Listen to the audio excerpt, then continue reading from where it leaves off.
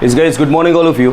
See today we continue with chapter 13, our environment, science का chapter 13 और हमारा last topic है आज का ओजोन।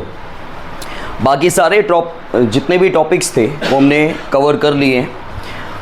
कल एक चीज़ मैंने आपको यहाँ पे ड्रॉ करके बताई थी कि सबसे पहले प्रोड्यूसर्स आते हैं ऑटोट्रॉफ्स, उनको खाने वाले हमने लिखे थे चूहे, ठीक है, और उसके नीचे मैंने लिखा था हर्बीवोरस और प्राइमरी कंज्यूमर।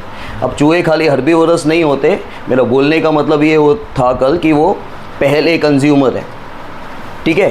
हाँ, प्लांट्स को खाने वाले सिर्फ हर्बीवोरस नहीं होते, वो ध्यान रखना, ठीक है, क्योंकि कल मैंने वहाँ पे हर्बीवोरस भी नीचे लिखा था, तो फिर ऐसा ना बोलो कि सर ने बोला कि चूहे हर्बीवोरस होते हैं। भाई चूहे तो छोटे मोटे दूसरे इंसेक्ट्स को भी खाते ही हैं, ठीक है, तो वो खाली हर्बीवोरस नहीं होते। लेकिन हाँ, दे आर द, जो प्लांट्स को खाता है वो प्राइमरी कंज्यूमर हमेशा होता है, ठीक है। प्लांट्स को खाने वाला सिर्फ हर्बीवोरस होगा ऐसा नहीं है, लेकिन प्लांट्स को पहला जो खाता है, सबसे पहले जो ऑटोट्रॉफ चीज़ों को खाता है, प्रोड्यूसर्स को खाता है, वो कौन है? वो प्राइमरी कंज्यूमर है, पहले कंज्यूमर है, ठीक है। अब ओजोन बहुत अच्छा टॉपिक है। देखो सबसे पहले सन से मैं पूरा ड्रॉ करके भी आपको बताता हूँ, लेकिन पहले सुन लो।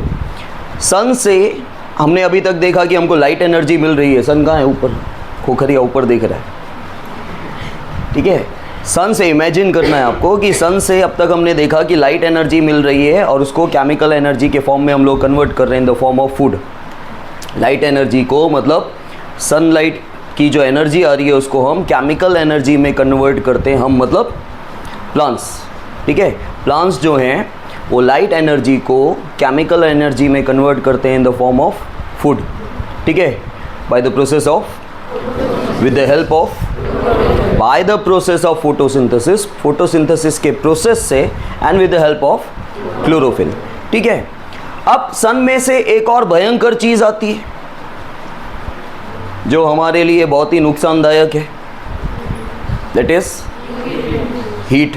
हाँ, वो तो दिख ही रही है, और भयंकर भयंकर चीज़ है वो तो लाइट हीट साथ में ही है ना। और यस, अल्ट्रावायलेट रेडिएशन, ठीक है। अल्ट्रावायलेट रेडिएशन हमारे लिए बहुत ही हार्मफुल है, घातक है। आप बचपन से ये चीज़ पढ़ते आ रहे हो, इसको थोड़ा डीपली देख लेंगे। यूवी रेस, जिसको अगर आपको पूरा नहीं बोलना है तो ध्यान से सुनना, टॉपिक इजी है लेकिन इम्पॉर्टेंट भी है और अच्छा है, और वैसे भी ये जानना ज़रूरी है कि जो यूवी रेस सन से आती हैं, अल्ट्रावायलेट रेडिएशंस हैं, ठीक है, ये हमारे लिए बहुत ही घातक है, मतलब हार्मफुल है, ठीक है। और इससे जो प्रोटेक्ट करता है वो है हमारा ओजोन। ओजोन एक शील्ड है, शील्ड मतलब कवर, कवच, ठीक है, कवच बोलो या कवर बोलो, सिंपल लैंग्वेज में कवर, और हाई फाई लैंग्वेज में थोड़ा उसको हम बोल सकते हैं शील्ड, ठीक है, कि वो हमें बचाता है, ओजोन जो है बचाता है। लेकिन ओजोन बनता कैसे? अब क्या है, हमारे एटमॉस्फेयर में ऑक्सीजन के मॉलिक्यूल्स हैं, हमारे एटमॉस्फेयर के अंदर ऑक्सीजन के मॉलिक्यूल्स हैं, उस मॉलिक्यूल्स के ऊपर अटैक करता है यूवी। यूवी कहाँ से आ रहा है? पंजाब से, युवराज सिंह, अच्छा वो यूवी नहीं हम। तो अल्ट्रावायलेट जो रेडिएशन आपका आ रहा है वो कहाँ से आ रहा है? सन से आ रहा है, सन से आ रहा है, और नीचे एटमॉस्फेयर है। एटमॉस्फेयर में जो ऑक्सीजन के मॉलिक्यूल्स हैं, ठीक है, इमेजिन करो गोल गोल गोल गोल ऑक्सीजन के मॉलिक्यूल्स हैं, जैसे बबल्स होते हैं, ठीक है। उन मॉलिक्यूल्स के ऊपर यूवी अटैक कर रहा है, एक्ट कर रहा है। एक्ट कर रहा है मतलब बुक में एक्ट लिखा हुआ है, लेकिन समझने के लिए उसके ऊपर क्या कर रहा है? अटैक कर रहा है, अटैक कर रहा है। और वो क्या कर रहा है? वो हमारे बाइसेक्टर की तरह चाकू का काम कर रहा है। ऑक्सीजन के मॉलिक्यूल में, मॉलिक्यूल बोल दिया मतलब एक से ज़्यादा एटम होंगे, बराबर। मॉलिक्यूल का मतलब ही वही होता है कि एक से ज़्यादा एटम होना। ऑक्सीजन के अंदर कितने एटम्स हैं? 2, ठीक है। तो वहाँ पे जो मॉलिक्यूल है ऑक्सीजन का, वो उसको ब्रेक करता है, ब्रेक करता है, और 2 अलग अलग ऑक्सीजन के फ्री एटम्स बन जाते हैं। क्या बन जाते हैं?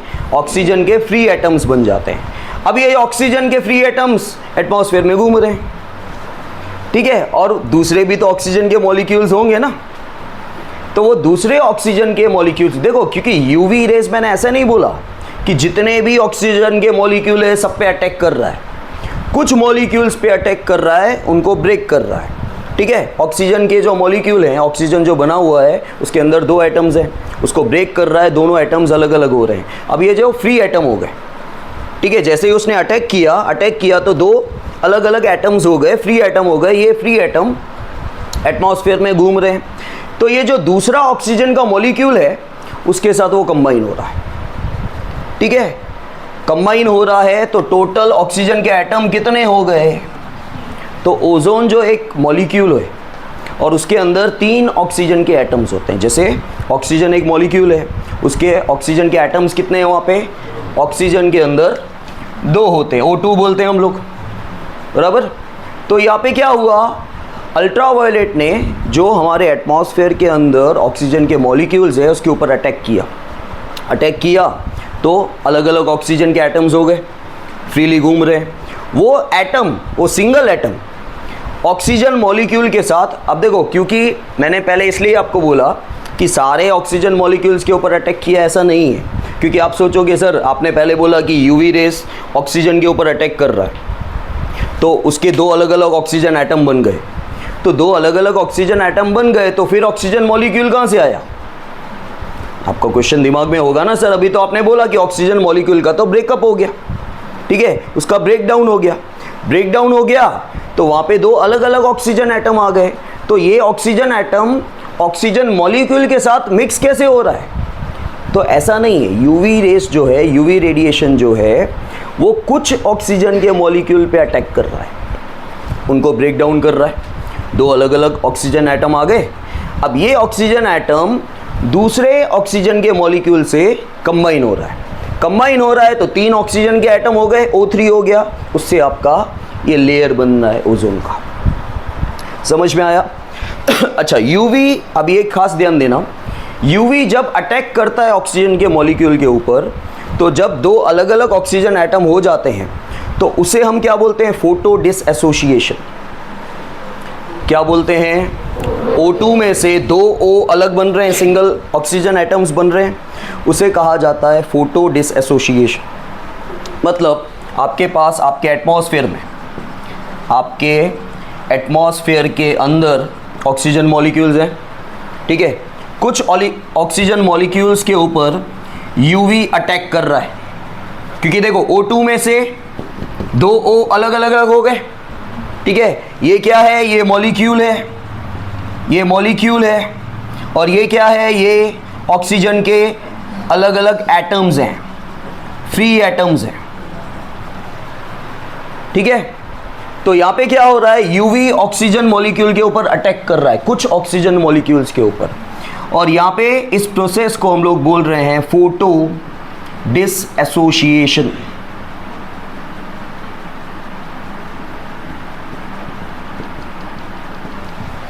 मतलब अंदाज़ा लगा दो खुद ही कि डिसएसोसिएशन का मतलब, वैसे भी डिसएसोसिएशन का मतलब क्या होता है? ब्रेक करना। तो यूवी क्या कर रहा है? यूवी अटैक कर रहा है ऑक्सीजन मॉलिक्यूल के ऊपर, और 2 अलग अलग ऑक्सीजन एटम ब्रेक डाउन हो रहे हैं, ठीक है, और ये ऑक्सीजन एटम आपके फ्रीली घूम रहे हैं एटमॉस्फेयर में। उसमें से एक ऑक्सीजन एटम जो है वो दूसरे ऑक्सीजन मॉलिक्यूल के साथ कंबाइन हो रहा है और आपका O3 बन रहा है, ठीक है। अच्छा, सबसे पहले अब आपका ओजोन कहाँ होता है? आपका ओजोन होता है सबसे एटमॉस्फेयर की टॉप लेयर पे, दैट इज़ अ स्ट्रेटोस्फेयर, ठीक है। एटमॉस्फेयर के अंदर जो सबसे अर्थ के करीब लेयर है, पास में लेयर है, that is a troposphere. Troposphere की से 50 किलोमीटर की हाइट पे आता है स्ट्रेटोस्फेयर, और आपका ओजोन कहाँ पाया जाता है? स्ट्रेटोस्फेयर में, ठीक है। आपका ओजोन कहाँ पाया जाता है? क्योंकि देखो भाई, एटमॉस्फेयर की सबसे ऊपर लेयर में स्ट्रेटोस्फेयर होगा और वहीं ओजोन होगा, तब यूवी से हमको प्रोटेक्शन मिलेगा ना। अगर कोई चीज़ हमारे यहाँ से जा रही है और यहाँ पे शील्ड नहीं है, यहाँ तक पहुँच गई तो वो तो वैसे भी हमको आधा ख़राब कर चुकी है, तो यहाँ ओजोन बनने का क्या मतलब हुआ? हमारे एटमॉस्फेयर में तो एंटर कर ही चुकी है, तो हमेशा कहाँ ओजोन बनने का फ़र्क कहाँ पड़ेगा? ओजोन अगर ट्रोपोस्फेयर में होती, नियर द अर्थ होती, तो वैसे भी प्रोटेक्ट किया, आधे एटमॉस्फेयर में तो ज़्यादा फैल चुका है यूवी रेस, ठीक है। और एक बार कोई भी बीमारी शरीर के अंदर चली जाती है तो फिर तो फैलती जाएगी, आप पहले से ही उसको प्रोटेक्ट कर रहे हो। तो हमेशा याद रखना, एटमॉस्फेयर के अंदर जो ट्रोपोस्फेयर होता है वो नियर द अर्थ होता है, और सबसे जो ऊपर वाली लेयर होती है दैट इज़ अ स्ट्रेटोस्फेयर, और स्ट्रेटोस्फेयर के अंदर ओजोन का ये शील्ड बनता है, ये लेयर बनता है। समझ में आया? क्लियर है? ठीक है। तो अब इसको थोड़ा हम पिक्चर के अकॉर्डिंग समझ लें, वो ज़्यादा समझ में आता है। ये आपका सन है, ठीक है। सन से यहाँ से यूवी रेडिएशन जो है वो आ रहा है, ठीक है। कहाँ आ रहा है? एटमॉस्फेयर की तरफ, ठीक है। तो ये जो हमारा बना हुआ है एटमॉस्फेयर, ठीक है, यहाँ से यूवी रेडिएशन सन से आ रहा है। एटमॉस्फेयर के अंदर क्या है? ऑक्सीजन के मॉलिक्यूल्स है, ठीक है। ये यूवी रेस क्या कर रहा है? ये कुछ ऑक्सीजन मॉलिक्यूल्स को अटैक किया इसने, यहाँ पे ऑक्सीजन मॉलिक्यूल को अटैक किया तो उसको क्या किया? दो हिस्सों में काट दिया, ठीक है। तो क्या बन रहा है? बन रहा है ऑक्सीजन के एटम्स बन गए, बराबर, ऑक्सीजन के फ्री एटम्स बन गए। अच्छा, ये जो ऑक्सीजन के फ्री एटम किसके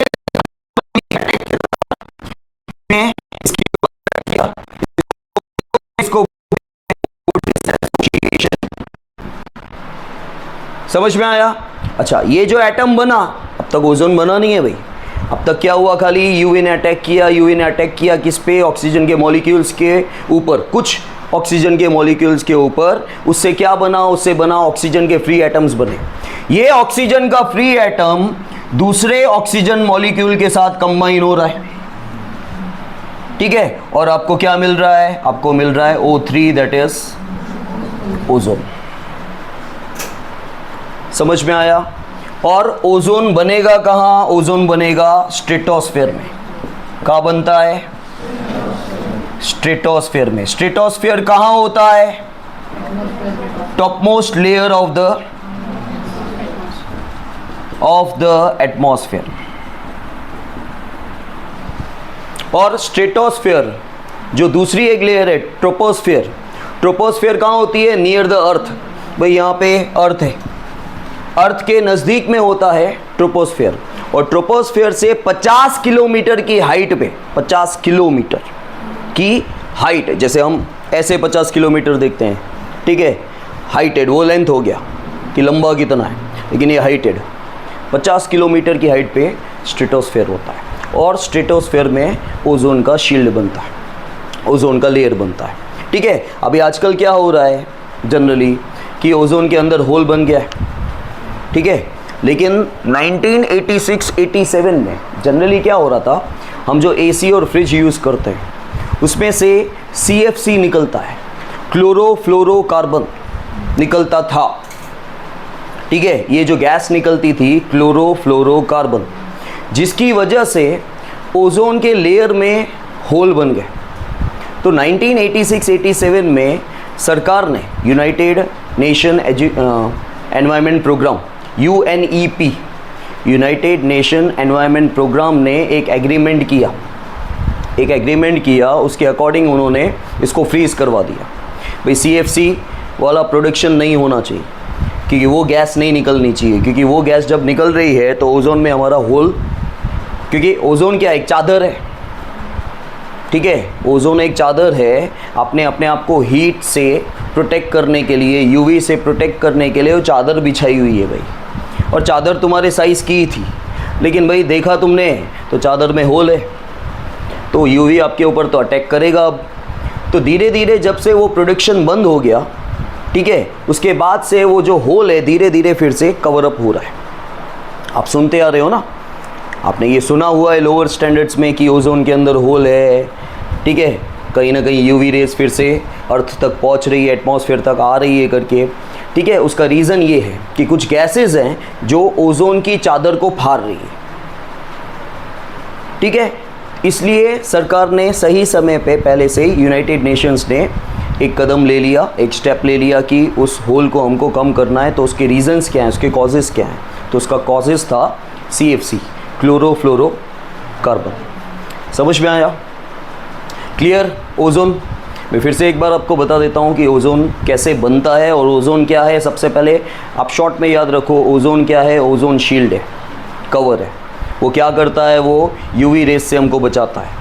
और यूवी रेस से एक्चुअली क्या होता है पता है? यूवी रेस से जो मेन लिमिटेशन है, स्किन कैंसर्स होते हैं।